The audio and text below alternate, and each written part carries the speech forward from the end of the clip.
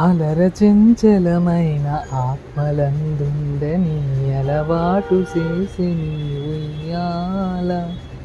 అలర చెంచలమైన ఆత్మలందుండని అలవాటు చేసి నీ ఉయ్యాల. పలుమారును శ్వాస పవనమందుండని భావము తెలిపెని ఉయ్యాల.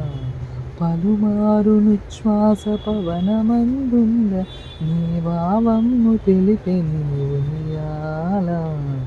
ఉయ్యాల ఉయ్యాల ఉయ్యాల ఉయ్యాల.